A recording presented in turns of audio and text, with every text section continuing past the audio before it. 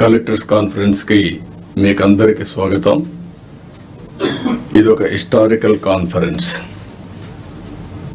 ఎప్పుడు కూడా ఎప్పటికప్పుడు ఒక లక్ష్యాలను నిర్దేశించుకుని తద్వారా ముందుకు పోవాల్సిన అవసరం ఉంది. నేను ఈరోజు కొత్తగా ఈ కాన్ఫరెన్స్లు పెట్టడం లేదు. 95లో నేను ముఖ్యమంత్రి అయినప్పటి నుంచి ఇది 4th టైం సీఎం అయిన తర్వాత విధిగా కలెక్టర్స్ కాన్ఫరెన్స్లు పెట్టి ఏం చేయాలనేది ఒక డైరెక్షన్ ఇవ్వడం కానీ కలెక్టివ్ రెస్పాన్సిబిలిటీ గుర్తు చేస్తూ ముందుకెళ్ళాం. ఇప్పుడే మిత్రులు మాట్లాడారు.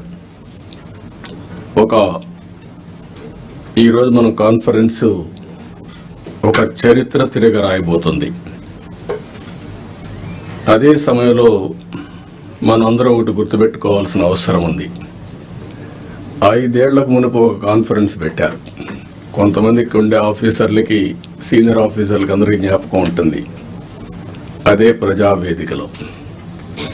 ప్రజావేదికలో కలెక్టర్స్ కాన్ఫరెన్స్ పెట్టి ఆనాటి ముఖ్యమంత్రి ఈ కాన్ఫరెన్స్ అవుతానే ఈ బిల్డింగ్ను కూలగొడతామని అనౌన్స్ చేసి విధ్వంసానికి శ్రీకారం చుట్టాడు. అక్కడ నుంచి 5 ఏళ్ళు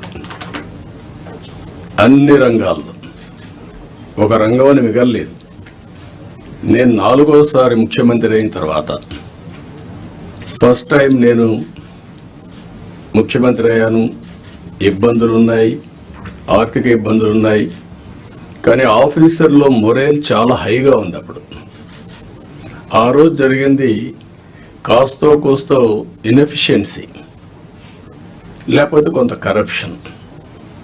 ఇప్పుడు అట్లా కాకుండా విధ్వంసం, పనిచేసే ఆఫీసర్లందరినీ పక్కన పెట్టడం, ఆఫీసర్లు కూడా బ్లాక్మెయిల్ చేయడం, ఒకటి కాదు అన్నీ కలిసి ఈరోజు ఈ స్టేజ్కి నేను ఎప్పుడూ చూడనంత ఒకటి బ్రాండ్ ఏపీ దెబ్బతినింది.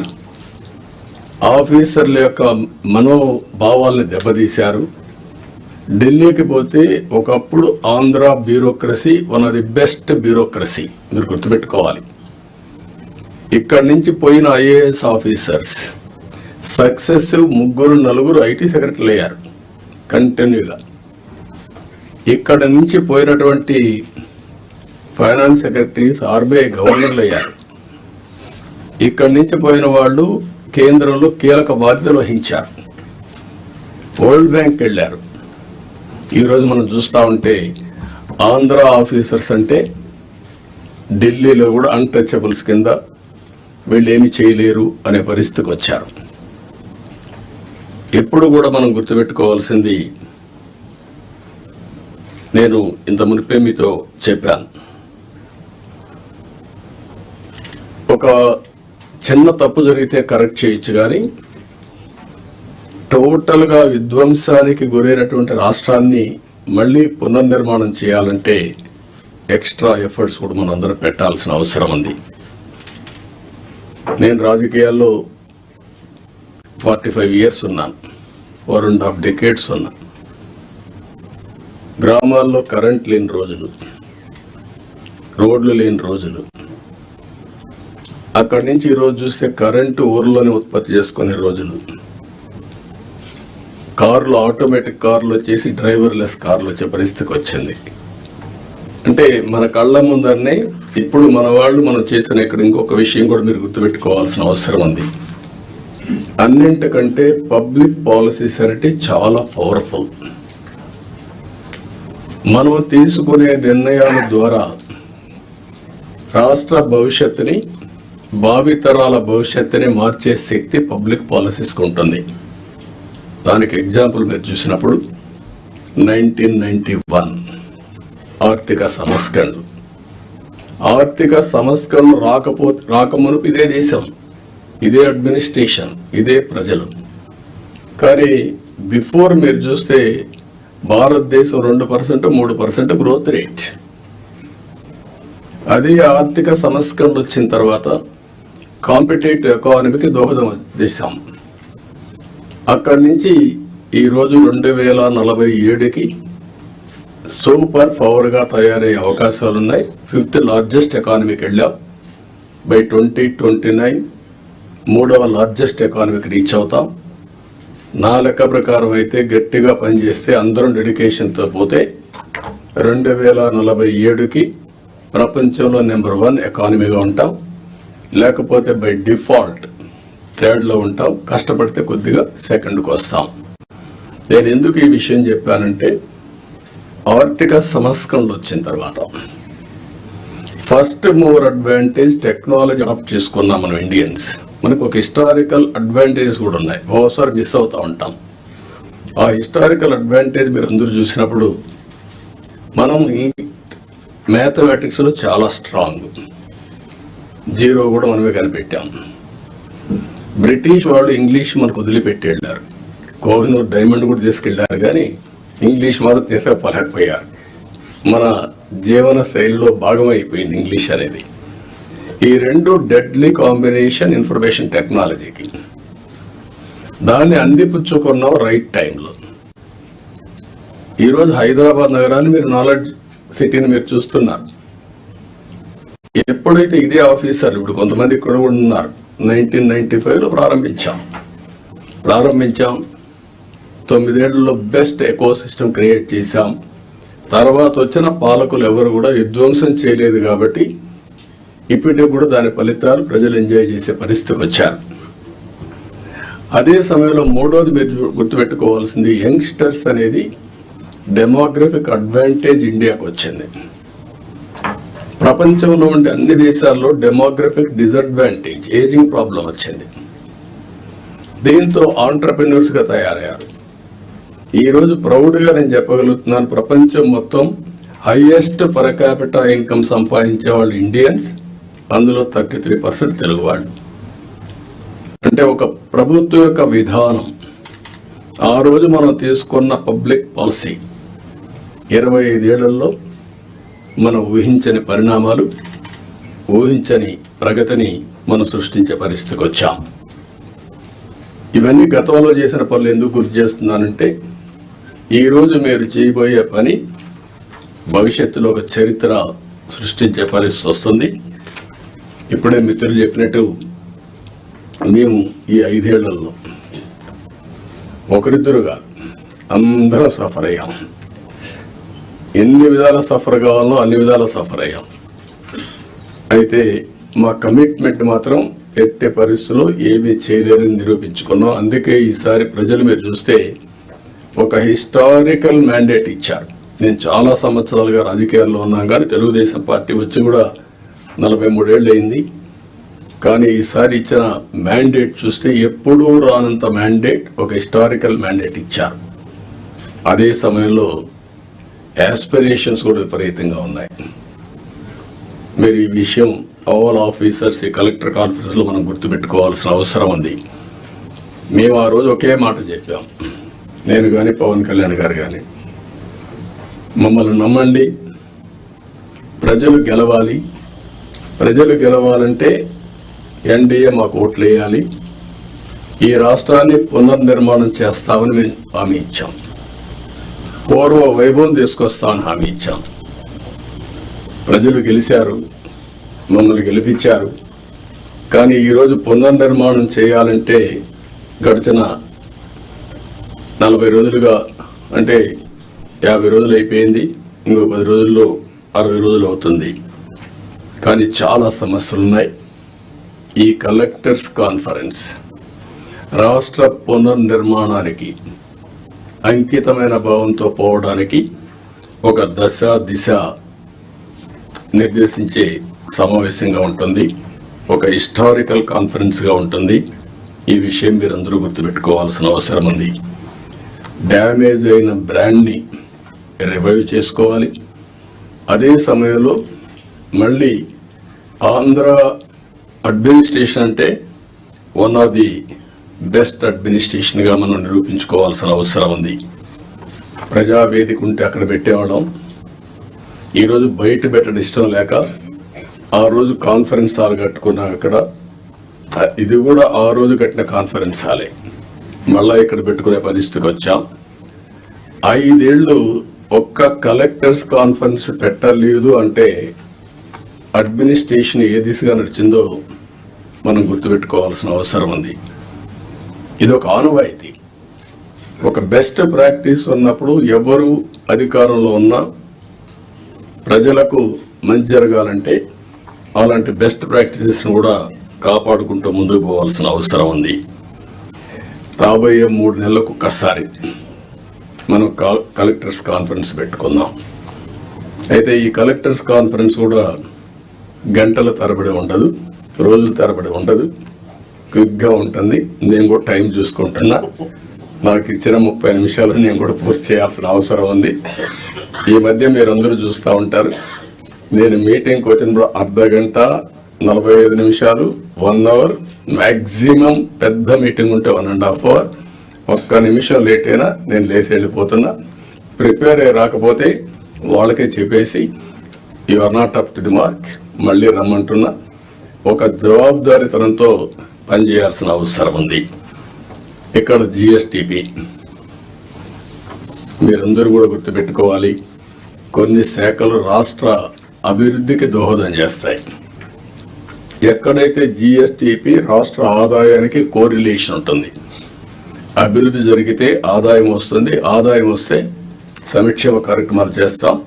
ఈ విషయాన్ని కూడా మీరు గుర్తుపెట్టుకోవాల్సిన అవసరం ఉంది. పబ్లిక్ సాటిస్ఫాక్షన్, అభివృద్ధితోనే పబ్లిక్ సాటిస్ఫాక్షన్ ఉండదు. ఆ విషయం కూడా గుర్తుపెట్టుకోవాలి. అభివృద్ధి చెయ్యాలి, ప్రజలకు మెచ్చే పాలన ఇవ్వాలి. అది ఒక ముఖ్యమంత్రి, ఒక డిప్యూటీ సీఎంఓ, ఒక మంత్రో కాదు.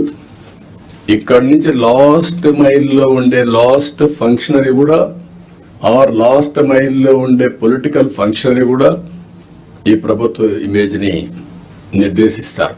ఈ విషయం మీరు గుర్తుపెట్టుకోవాలి.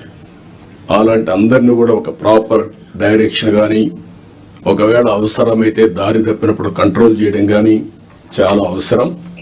అందుకని మీ అందరినీ, అది కూడా నేను రాబోయే రోజుల్లో మనందరి బాధ్యత యాజ్ ఎ లీడర్, నా రెస్పాన్సిబిలిటీ అందరి పర్ఫార్మెన్స్ అనలైజ్ చేసుకొని రైట్ మ్యాన్ రైట్ పొజిషన్లో పెట్టి తద్వారా మెరుగైన పాలన ప్రజలకు అందించడం ఒక చీఫ్ మినిస్టర్గా, ఒక డిప్యూటీ చీఫ్ మినిస్టర్గా మా బాధ్యత. దానికి మేము కట్టుబడి ఉంటాం. దాన్ని కూడా ఎప్పటికెప్పుడు అనలైజ్ చేసుకుంటాం. నాతో సహా నా పర్ఫార్మెన్స్ అనలైజ్ చేసుకోవడం. అందుకే ఏమాత్రం బేషజా లేకుండా పవన్ కళ్యాణ్ గారు ఒక మాట అన్నారు, నేను ఇంకా నేర్చుకుంటానని. నేర్చుకోవడం అనేది అనునిత్యం చేయాల్సిన పని. Learning and delearning is a continuous process in life. మీరు నేర్చుకుంటే ముందుకెళ్తారు, నేర్చుకోకపోతే అక్కడి నుంచే డిట్రియేషన్ స్టార్ట్ అవుతుంది. ఈ విషయం కూడా మీరు గుర్తుపెట్టుకోవాల్సిన అవసరం ఉంది. ఇక్కడ కలెక్టర్స్ జనరల్గా ఐఏఎస్ కావడం ఒక కళ. ఐఏఎస్ అయిన తర్వాత కలెక్టర్గా పనిచేయడం అనేది మీ క్యారియర్లో ఒక పెద్ద డ్రీమ్. ఇది మ్యాక్సిమం 40-35 సంవత్సరాలు మీ లైఫ్లో ఒక 3 ఏళ్ళు, నేనైతే 5-6 ఏళ్ళు కూడా పెట్టేవాడిని బాగా పనిచేస్తే. ఎందుకంటే I want to give that stability to administration. ఇప్పుడు కూడా అది ఉంటుంది, గుర్తుపెట్టుకోండి. మీరు పని చేయకపోతే మాత్రం గ్యారంటీ లేదు. Don't mistake me. As long as you are delivering, I want to encourage stability in administration. అదే సమయంలో ఈ 3 సంవత్సరాల నుంచి 5-6 సంవత్సరాల్లో మీరు చేసే పని, మీరు కలెక్టర్స్గా ఉన్నప్పుడు మీ జీవితంలో మీకు ఎప్పుడూ గుర్తుండే ఒక బెస్ట్ డేస్. ఈ విషయం ఆల్ కలెక్టర్స్ గుర్తుపెట్టుకోవాలి. మిగిలిన అందరికీ అన్ని పనులు చేయడానికి కొన్ని ఇబ్బందులు ఉంటాయి, కానీ ఏ పని వచ్చినా మానవతా దృష్టితో మీరు ఆలోచించి పరిష్కారం చేసే అవకాశం, పరిష్కారం చేపించే అవకాశం జిల్లా అడ్మినిస్ట్రేషన్లో కలెక్టర్స్కి ఉంటుంది. ఆ విషయం మీరు గుర్తుపెట్టుకోవాల్సిందిగా మిమ్మల్ని కోరుతున్నా. మీరు అనుకుంటే ఒక మార్క్ క్రియేట్ చేసుకోవచ్చు మీకోసం. అలాంటి collector, one of the best collector. ఇటీవల మేము ఎప్పుడు ఇలాంటి కలెక్టర్ని చూడలేదు అని ఒక మార్క్ క్రియేట్ చేసుకునే పరిస్థితి వస్తుంది. దానికి మీరందరూ కూడా ఈరోజు నుంచి ఆ సంకల్పం చేయడమే కాకుండా దాన్ని సాధించడం కోసం పనిచేయాల్సిందిగా నేను మిమ్మల్ని కోరుతున్నా. రెండోది, నేను ముందే చెప్పాను, 2014 ఆ రోజు బైఫర్కేషన్లో కొన్ని ఇబ్బందులు వచ్చాయి. కానీ ఆ బైఫర్కేషన్ నుంచి కంటే కూడా 2019-24 అడ్మినిస్ట్రేషన్ వల్ల చాలా నష్టపోయాం. ఈరోజు మనం ఒకసారి చూస్తే 10 లక్షల కోట్ల రూపాయలు అప్పు, 7 వైట్ పేపర్స్ పబ్లిసైజ్ చేశాం. ఎక్కడ చూసినా ఒక అడ్మినిస్ట్రేషన్ అంటే, ఒక పరిపాలన అంటే సమస్యల్ని పరిష్కారం చేసి ప్రజలకు మెరుగైనటువంటి జీవన ప్రమాణాలు ఇవ్వాల్సిన అవసరం ఉంది. కానీ మొన్నే మీరు చూశారు ఎంత దారుణం అంటే, ఎక్కడికి పోయినా నేను పార్టీ ఆఫీస్కి వెళ్తే 3 గంటలు నాన్ స్టాపబుల్ పిటిషన్లు తీసుకుంటే ఒక 4,000 నుంచి 5,000 పిటిషన్లు వచ్చాయి.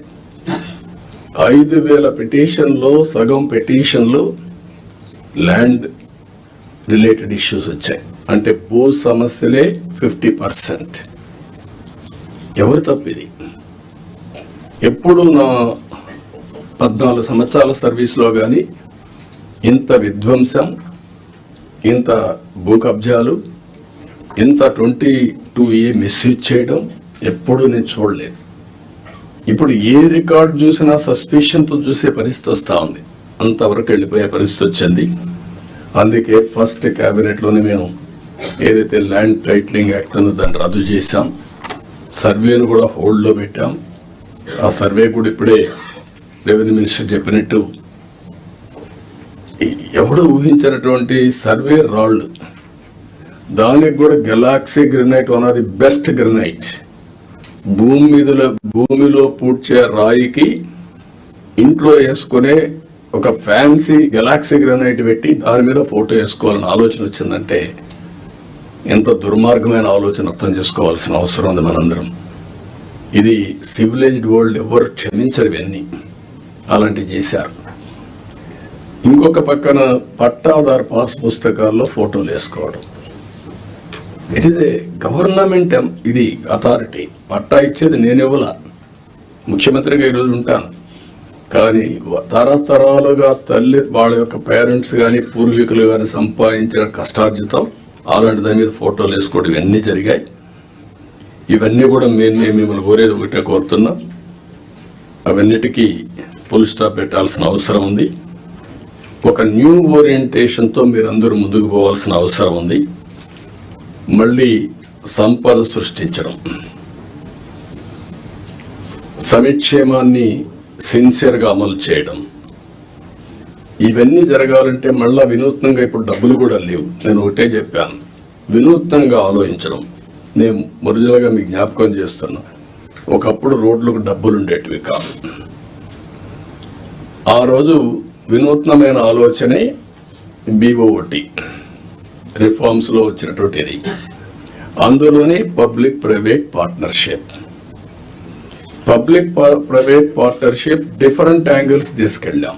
Over a period of time develop చేశాం. ఇప్పుడు వైబిలిటీ గ్యాప్ ఫండింగ్ ఇచ్చే పరిస్థితి కూడా వచ్చాం.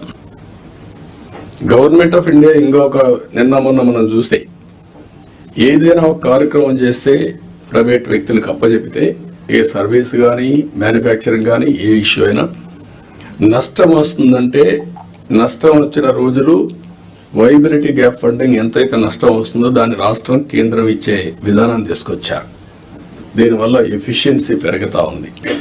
కాబట్టి ఇలాంటి వినూత్నమైన ఆలోచనలు కలెక్టర్స్ కూడా చేయాల్సిన అవసరం ఉంది, డిపార్ట్మెంట్స్ కూడా చేయాల్సిన అవసరం ఉంది.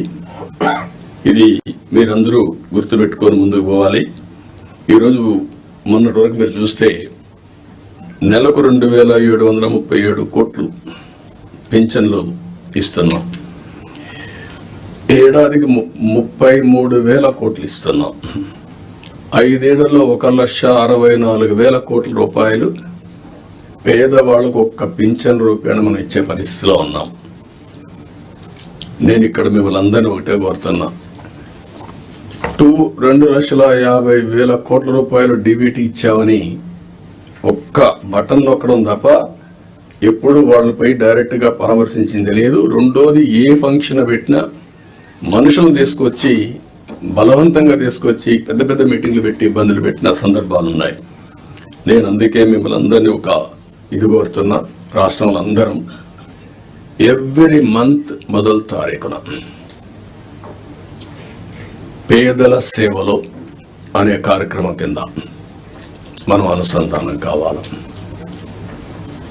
అంటే ఒక పూర్ మ్యాన్ చూసినప్పుడు వాడి పరిస్థితులు మనం అధ్యయనం చేసుకుంటే మీ మైండ్లో పనిచేస్తుంది. అక్కడి నుంచి మనం అనునిత్యం ఆలోచించాల్సింది, ఏం చేస్తే పేదరికం పోతుందో మీరు ఆలోచించాలి. జీరో పావర్టీ అనేది ఈ ప్రభుత్వం యొక్క ఒక నిర్దిష్టమైన ఆలోచన. ఫస్ట్ నేను అందుకే PPP మోడల్ చెప్పాను, ఇప్పుడు P4 మోడల్ అంటున్నాం. P4 మోడల్ అనేది public private people's partnership. Top 10% డబ్బులు సంపాదించిన వాళ్ళు బాటమ్ 20% అడాప్ట్ చేసుకొని మెంటరింగ్ చేసి వాళ్ళ రిసోర్సెస్ ఖర్చు పెట్టి వాళ్ళ మేనేజ్మెంట్ బ్యాండ్విడ్త్ ఇచ్చి తద్వారా వీళ్ళ పైకి తీసుకురావాలి. ఇక్కడ మీరు కలెక్టర్స్ అందరూ ఉన్నారు, IAS ఆఫీసర్స్ ఉన్నారు, పాలిటీషియన్స్ ఉన్నాం. మేమందరం కూడా చిన్నగానే పుట్టాం, గ్రామాల్లో మామూలు వ్యక్తుల కుటుంబాల్లోనే పుట్టాం. మాకు ఒక అవకాశం వచ్చింది, దాన్ని ఉపయోగించుకున్నాం. మనందరం సమాజంలో మనకు ఒక ప్రత్యేకత సాధించుకున్నాం. కానీ మనతో పుట్టినవాడు ఇంకా ఆ ఊర్లోనే కనీసం 100 రూపాయలు 200 రూపాయలు పర్ డే సంపాదించలేని పరిస్థితిలో ఉన్నారు. కానీ ఈ టెక్నాలజీ ఏజ్లో ఇది పెద్ద కష్టం కాదు. అందుకే ఫస్ట్ స్టెప్ జీరో పావర్టీ. 12 లక్షలు 14 లక్షలు ఉన్నారు, వాళ్ళ మీద ఫోకస్ చేద్దాం. మీ మైండ్లో కూడా అనునిత్యం ఎక్కడున్నా కూడా పేదవాడిని దృష్టిలో పెట్టుకునే పరిస్థితి రావాలి. పేదరిక నిర్మూలనకి ఏమేం చేయగలుగుతారో మీరు చేస్తే చాలా బాగుంటుంది. ఈ విషయం మీరు గుర్తుపెట్టుకోవాల్సిన అవసరం ఉంది. అదే సమయంలో ఈరోజు కొన్ని ప్రిన్సిపల్స్ కూడా మీరు ఫాలో కావాలి. ఈజ్ ఆఫ్ డూయింగ్ బిజినెస్ కానీ, ఈజ్ ఆఫ్ లివింగ్ కానీ, ఈజ్ ఆఫ్ ట్రావెలింగ్ కానీ, ఈజ్ ఆఫ్ పబ్లిక్ సర్వీసెస్ ఎట్లా యాక్సెస్ చేసుకోగలుగుతారు చేయడం కానీ, ఇన్నోవేషన్ కానీ, ఇలాంటి నూతనమైన ఆలోచనతో జీవన ప్రమాణాలు మెరుగయ్యే విధంగా హ్యాపీగా ఉండేట్టుగా మనం చేయాల్సిన అవసరం ఉంది. ఇది కూడా మీరు చేయాల్సిన అవసరం ఉంది. ప్రతి ఒక్క కలెక్టర్ కానీ, ఆఫీసర్లు కానీ ఈ గవర్నమెంట్లో మనం గుర్తుపెట్టుకోవాల్సిన empathy is very very important. నేను ముందే చెప్పాను, గంటల తరబడి మీటింగ్లు ఉండవని. పెట్టుకునే టైం మనం పెట్టుకుందాం, ఎట్లా చేయాలనో నిర్దేశిద్దాం. కానీ రూల్ బౌండెడ్ కాకుండా హ్యూమన్ యాంగిల్లో మీరు ఆలోచించండి. ప్రతి ఒక్క సమయాన్ని, ప్రతి ఒక్క ఇష్యూని రూల్ బౌండెడ్గా మీరు ఆలోచించేంత వరకు సమస్య పరిష్కారం కాదు. కానీ హ్యూమన్ యాంగిల్లో ఆలోచించినప్పుడు అదే రూల్ కింద ఆ సమస్యను పరిష్కారం చేసే పరిస్థితి మీకు వస్తుంది. అలాంటి ఆలోచనకు శ్రీకారం చుట్టాలి. మీ సబార్డినేట్స్ని కూడా ఎక్కడ కానీ మీరు చెప్తున్నా, మన ప్రవర్తనలో ఒక పాజిటివ్ ప్రవర్తన ఉండాలి. ప్లింతీ లాంగ్వేజ్ వాడడం, లేకుంటే మనకు అధికారం ఉందని ఒక పెత్తందారి వ్యవస్థ మరిగా బిహేవ్ చేయడం, అలాంటి ఎక్కడా లేకుండా ప్రతి ఒక్కరు గుర్తుపెట్టుకోవాల్సింది. కొలీగ్స్ని ఏ విధంగా పని చేయించామో రాజీ లేదు, కానీ వల్గర్గా మాట్లాడి వాళ్ళని కొంచెం ఇన్సల్ట్ చేయడం ఇలాంటి చేయకూడదన్న అభిప్రాయం. దాన్ని మీరు ఫాలో కావాలి. మీరు చేసే పని మాకు రిఫ్లెక్ట్ అవుతుంది. మళ్ళీ ఈ విషయం గుర్తుపెట్టుకోవాలి. మీరు ఒక వ్యక్తి అయితే మీకు అన్వయిస్తారు, వ్యవస్థలో ఒక భాగమైనప్పుడు హెడ్ ఆఫ్ ది ఆర్గనైజేషన్ ఎవరైతే ఉంటారో వాళ్ళకు కూడా వస్తుంది. ఈ విషయం మీరు గుర్తుపెట్టుకోవాల్సిన అవసరం ఉంది. రెండోది యాక్సెసిబిలిటీ. మీ టైంని మార్క్ చేసుకోండి. నేను కూడా ఎవ్రీ సాటర్డే కూర్చొని CMO ఏ విధంగా పనిచేసాం, టైం ఎట్లా మేనేజ్ చేశాం, నేను ఎట్లా ఇంప్రూవ్ చేసుకోవాలి, అన్ని విషయాల్లో ఒక పక్క మీటింగ్స్, ఒక పక్క పబ్లిక్ రిలేషన్స్, ఒక పక్క మా పార్టీ వర్క్, అన్నిటికి కూడా మేము ఇయర్ మార్క్ చేసుకొని ముందుకు పోతున్నాం. అందరికి యాక్సెసిబిలిటీ ఇచ్చే పరిస్థితిలో ఉన్నాం. మీరు కూడా వీలైనంత వరకు యాక్సెసిబిలిటీ ఉండాల్సిన అవసరం ఉంది. ప్రజాప్రతినిధి వచ్చినప్పుడు కూడా నేను ఒకటే చెప్తున్నా, this is the political governance. We are not dictators. Dictators అనుకున్న వాళ్ళు ఎవ్వరు కూడా మళ్ళీ తిరిగి ఎలక్షన్లో గెలవలేదు. మనం గుర్తుపెట్టుకోవాల్సింది ప్రజాస్వామ్యంలో ఉన్నాం కాబట్టి పొలిటికల్ గవర్నెన్స్ మాకు ఒక మ్యాండేట్ ఇచ్చారు. ఆ మ్యాండేట్ మళ్ళీ మీరు పర్వాలేదు కానీ మేము 5 ఏళ్ల తర్వాత మళ్ళా ప్రజల దగ్గరికి వెళ్ళి మళ్ళా ఓట్లు వేయించుకొని వస్తే ఇక్కడికి వస్తాం, లేదంటే అసెంబ్లీ కూడా రాము మేము. ఈ విషయం మీరు గుర్తుపెట్టుకోవాల్సింది. మనమైతే మంత్రులు ఒకరో వచ్చారేమో అసెంబ్లీకి, అందరూ ఎవరు అసెంబ్లీకి కూడా రాలేదు. ఈ విషయం మీరు గుర్తుపెట్టుకోవాల్సిన అవసరం. అందరినీ కలవండి, తప్పులు చేయమని చెప్పడం లేదు, కానీ ఏదైనా ప్రజాప్రతినిధులు వచ్చినప్పుడు కరెక్ట్ విషయాలు చెప్పినప్పుడు వాస్తవాలు మీ దృష్టికి తీసుకొచ్చినప్పుడు మీ బాధ్యత ఆ సమస్య పరిష్కారం చేయడం, ఆ క్రెడిట్ వాళ్ళకి ఇవ్వడం. 5 ఏళ్ల తర్వాత మీరు అక్కడ ఉండరు, మీకు ఆ క్రెడిట్ అవసరం లేదు. ప్రజాప్రతినిధి బాధ్యత, మీ బాధ్యత మీరు చేయడం, మీకు ఒక సాటిస్ఫాక్షన్ రావడం, మీ క్యారియర్లో మీరు చేసిన మంచి పనులు మీకు తృప్తినిస్తాయి. ప్రజాప్రతినిధి వాళ్ళ బాధ్యత అది కూడా మీరు గుర్తుపెట్టుకోవాల్సిన అవసరం ఉంది. రెండోది లీడర్షిప్ అండ్ ఓనర్షిప్. గవర్నమెంట్ చేసే ప్రతి ఒక్క ప్రోగ్రామ్ని మీరు ఓనర్షిప్ తీసుకోవాలి. యూ హ్యావ్ టు ఓన్ చేసుకున్నప్పుడు మీకు వచ్చే ఇంపాక్ట్ డిఫరెంట్గా ఉంటుంది. అది కూడా మీరు చేయాల్సిన అవసరం ఉంది.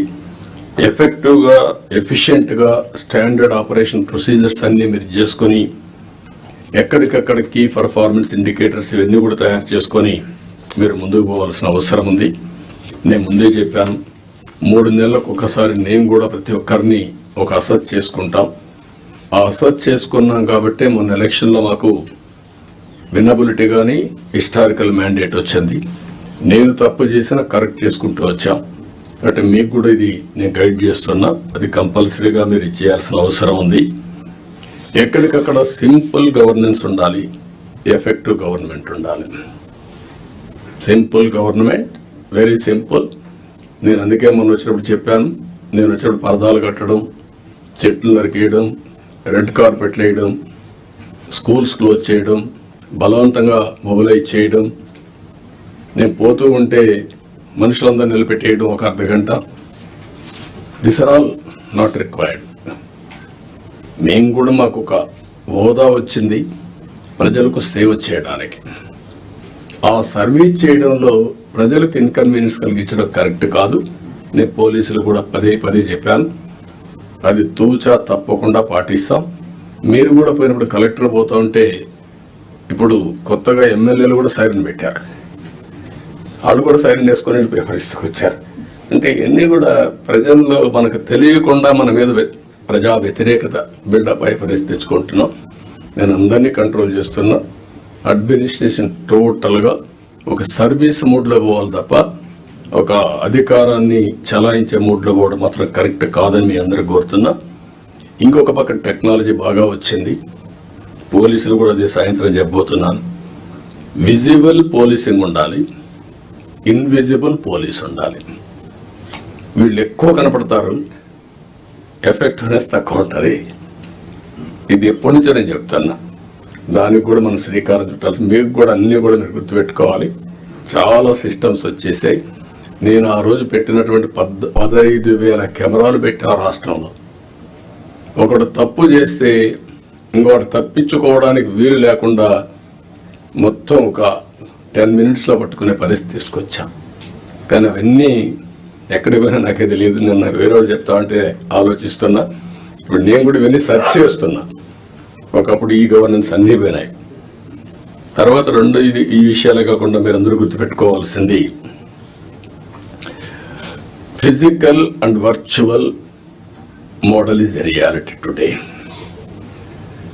మీరు మాలుమూల గ్రామంలో కూర్చొని బెస్ట్ కంపెనీ క్రియేట్ చేసి గ్లోబల్గా తీసేపోయే రోజులు వచ్చేసాయి. మీకు కావాల్సింది నాలెడ్జ్ కావాలి, అదే సమయంలో మీరు అది చేయగలిగే రిప్లికేషన్ చేసే నాయకత్వం కావాలి, టెక్నాలజీ కావాలి. ఇవి ఉంటే ఏమైనా చేసే పరిస్థితి వస్తుంది. కాబట్టి నేను మిమ్మల్ని అందరినీ కోరుతున్నా, వర్చువల్ గవర్నెన్స్. నేను వాట్సాప్ గ్రూపులన్నీ క్రియేట్ చేసుకోమంటున్నాను. అవసరమైతే రేపు గవర్నమెంట్కే ఒక యాపే తీసుకొస్తాం. ఆ యాప్లో కలెక్టర్స్కి ఏం మెసేజ్లు ఇవ్వాలి, ఎంఆర్ఓలకి ఏం మెసేజ్లు ఇవ్వాలి, లాస్ట్ మైల్ ఏమి ఇవ్వాలి, అవన్నీ వర్కౌట్ చేసి ఇప్పుడు టీసీఎస్ ఉంది, Tata consultancy service. Tata group అందరికి కలిసి ఒక యాప్ ఉంది. ఆ యాప్లో మొత్తం కన్జ్యూమర్స్తో సహా they are doing all these things. దానివల్ల చాలా కాస్ట్ ఎఫెక్టివ్నెస్ వస్తుంది. టు స్టార్ట్ విత్ వాట్సాప్ గ్రూపులు క్రియేట్ చేద్దాం. ఇప్పుడు మా మంత్రులకు అందరికి క్రియేట్ చేసుకున్నాం, సీఎంఓని కూడా క్రియేట్ చేశాం, అన్నీ కూడా స్టార్ట్ చేశాం. దీనికి ఒక ఆర్కిటెక్చర్ ఇస్తాం. ఇది తీసుకుంటే చాలా వరకు మీకు ముందుకు పోయే పరిస్థితి వస్తుంది. రియల్ టైంలో గవర్నెన్స్ ఇచ్చే అవకాశం వస్తుంది, ఎక్కడ ల్యాప్సెస్ లేకుండా. రెండోది, కొన్ని మీరు మంచిని చెప్పడం, ప్రజల్ని ఎడ్యుకేట్ చేయడం. చెడు వచ్చినప్పుడు అది వాస్తవాన్ని తెలిసినప్పుడు మీరు కరెక్ట్గా సాక్ష్యాధారాలతో సహా చెప్పాల్సిన బాధ్యత జిల్లా అడ్మినిస్ట్రేషన్ ఉంది. Over a period of time గవర్నమెంట్లో ఒక ఐఎండ్పిఆర్ క్రియేట్ చేసుకున్నాం మనం. What for?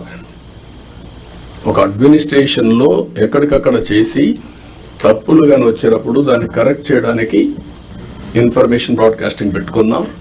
ఇప్పుడు కూడా జిల్లాలో వింగ్స్ ఉన్నాయి. మీరు కూడా ఇది గుర్తుపెట్టుకోవాల్సిన అవసరం ఉంది. మొన్న నేను చూశాను పట్టిప్రోల్లో పోలీసులు అక్కడ చిన్న 2 గ్రూపులకు గొడవ జరిగితే వాళ్ళు అక్కడి తోచుకుంటే దానిపైన ఇమీడియట్గా తెలుగుదేశం వాళ్ళు కొట్టారు, ఎస్ఐ చొక్కా పట్టుకున్నారు, కాలర్ పట్టుకున్నారు అనేసే పరిస్థితికి వచ్చారు. మీరు చూడండి ఎంత క్లియర్గా. అంటే ఇంకా దీనికి ఏం చెప్పాలన్న వీళ్ళకి అర్థం కాదు.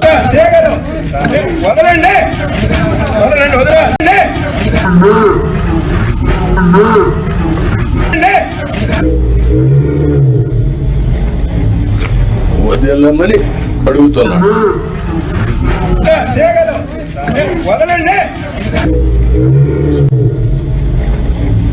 ఓకే, దెన్ అది చొక్కా పట్టుకున్నట్టు చిత్రీకరించడం. అది రైట్ టైంలో చెప్పకపోతే ఇప్పుడు కొంత ఫేక్ ఫెలోస్ అంతా వచ్చేసి సోషల్ మీడియాని మిస్యూజ్ చేసి ఇష్టానుసారంగా ఇలాంటి వేసే పరిస్థితికి వచ్చారు. మొన్న మీరు చూశారు. ఈ గవర్నమెంట్ చాలా క్లియర్గా ఉన్నాం, పొలిటికల్ విక్టిమైజేషన్ చెయ్యం. అదే సమయంలో తప్పు చేసిన వాడిని మాత్రం వదిలిపెట్టాం. And I very clear on that.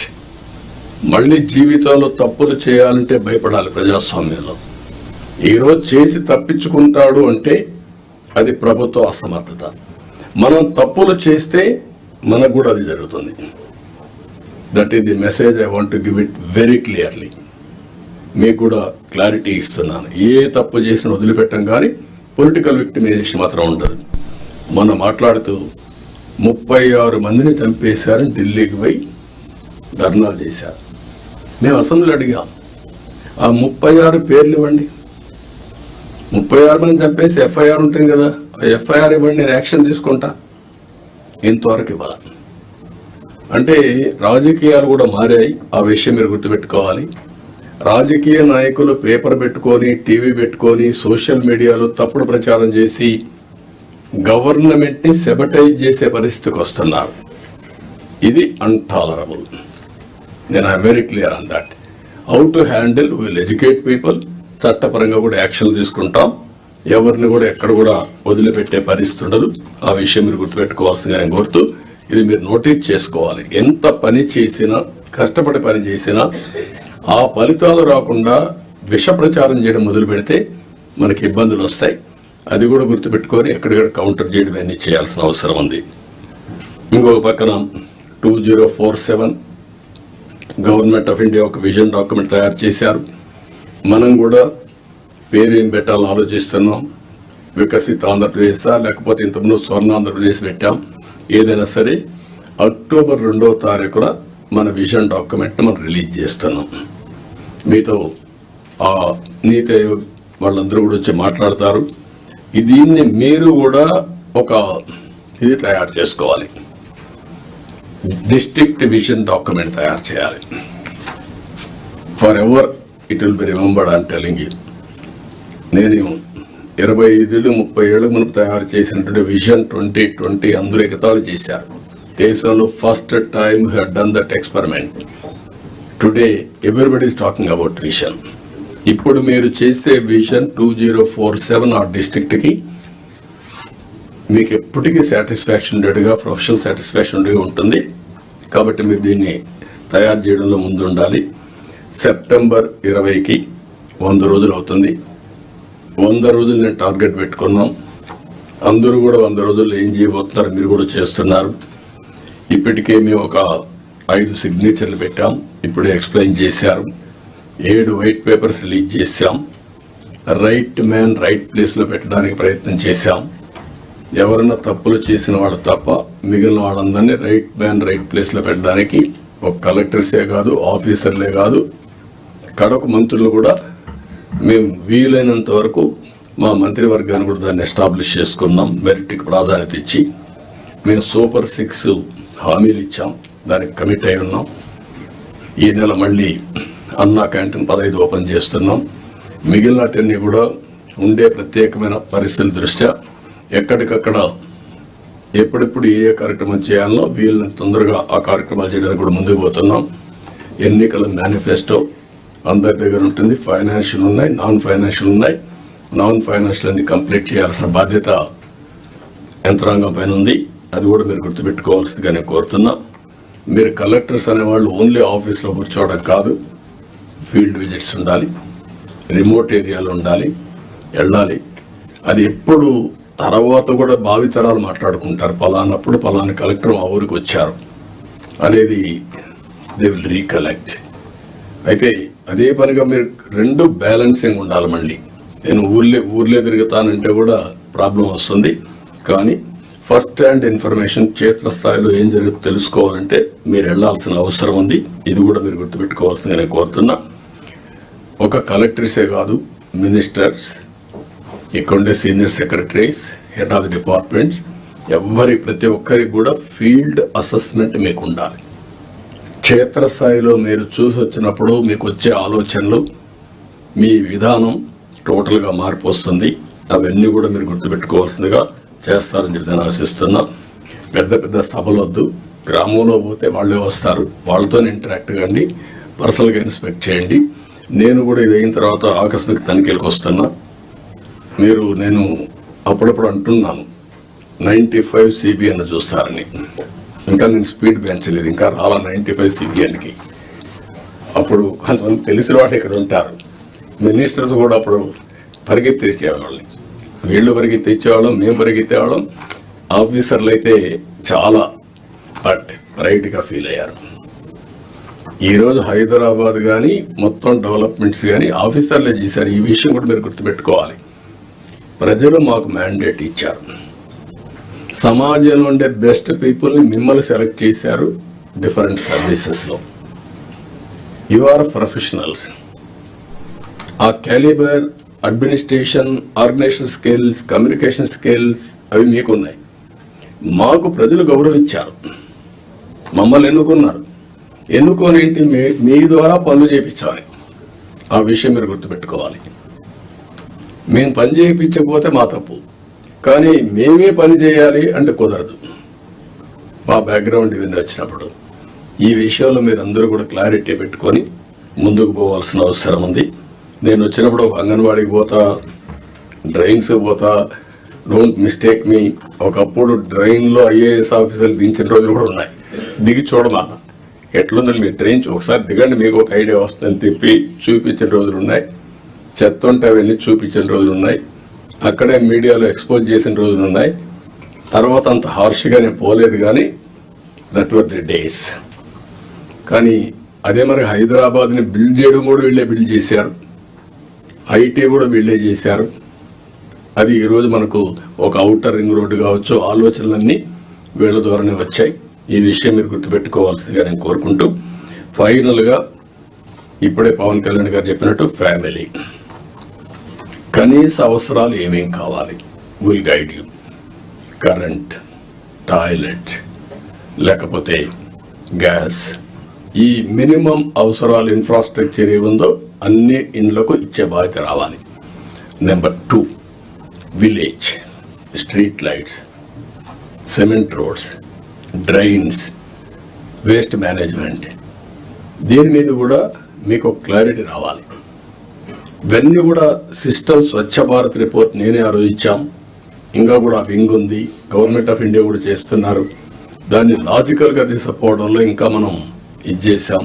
Last time waste energy plants తీసుకొచ్చాం, ఒక 2 ఆపరేషన్కి వచ్చాయి, మిగిలిన రాకుండా పైన వదిలేశారు.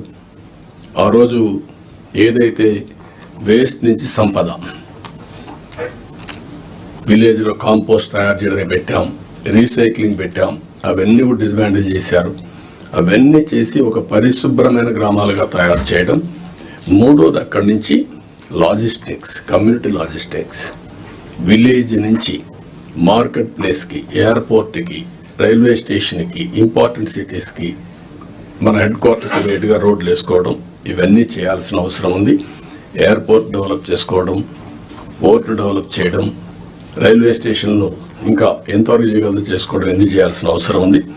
ఇవన్నీ చేసి టూరిజానికి కూడా ఎక్కువ ప్రాధాన్యత ఇవ్వాలి, ఎక్కువ ఎంప్లాయ్మెంట్. నేను ఇక్కడ మీకు ఒకటే చెప్తున్నా, ఫైనల్గా మీ అందరికీ job creation is our priority. ఎంత పెట్టుబడులు పెట్టారు అనే దానికంటే ఎంతమందికి ఉపాధి క్రియేట్ చేసామని చాలా ముఖ్యం. ఇది మీకు గుర్తుపెట్టుకోవాల్సిన అవసరం ఉంది. Zero poverty, P4 is our policy. అది అసాధ్యం కాదు, ఈ టెక్నాలజికల్ ఏజ్లో జరగాలి. మూడోది డెమోగ్రఫిక్ మేనేజ్మెంట్. ఉండే యువతను ఎట్లా ఉపయోగించుకుంటాం, భవిష్యత్తులో ఏజింగ్ ప్రాబ్లం రాకుండా ఇప్పటి నుంచి ఏం చేయాలి అనేది డెమోగ్రఫిక్ మేనేజ్మెంట్ కూడా చేయాల్సిన అవసరం ఉంది. లింకింగ్ ఆఫ్ రివర్స్, దేశంలోనే లింకింగ్ ఆఫ్ రివర్స్ కావాలి. ఒకవేళ దేశంలో కాకపోయినా మన రాష్ట్రంలో లింకింగ్ ఆఫ్ రివర్స్ మనం చేసి డ్రౌట్ ప్రూఫ్ స్టేట్గా తయారు చేయడానికి ఎవ్రీ ఎకరాకు నీళ్ళు ఇచ్చే విధంగా మనం కానీ చేయగలిగితే ఎకానమీ ఆటో పైలట్లు వెళ్తుంది. ఆ విషయం మీరు, దీనివల్ల ఎన్విరాన్మెంట్ బ్యాలెన్స్ అవుతుంది. ఇప్పుడు సోలార్ విండ్ వచ్చింది, ఇది కూడా వస్తే మీరు ఊహించినటువంటి జీవన ప్రమాణాలు పెరిగే పరిస్థితి వస్తుంది. ప్రోడక్ట్ పర్ఫెక్షన్, మీరు ఏ పని చేసినా ఎంత పర్ఫెక్ట్గా చేయగలుగుతున్నాం, SOP, టెక్నాలజీ, ప్రోడక్ట్ స్ట్రెంగ్త్, ఇవి కూడా ఇది. అదే మరి స్కిల్ సెన్సెస్, ఇది కోర్ ప్రోగ్రామ్. ఎట్టి పరిస్థితుల్లో దీన్ని కూడా చేయాల్సిన అవసరం ఉంది. లాస్ట్కి వచ్చే కొందికి district level GSTP, mandal level GSTP, project management unit at every district కూడా ఇస్తాం మీరు మేనేజ్ చేసుకోవడానికి. మీరు ఒక ట్రెడిషనల్ కలెక్టర్స్గా కాకుండా ఇన్నోవేటివ్గా మీరు పనిచేసే పరిస్థితి రావాలి. నేను చెప్పిన ఇవన్నీ కూడా గుర్తుపెట్టుకొని work hard, work smart, think global best practices, act accordingly. ఈ అవకాశం వస్తే అవకాశాన్ని ఉపయోగించుకొని మీరు ముందుకు పోవాల్సిన అవసరం ఉంది.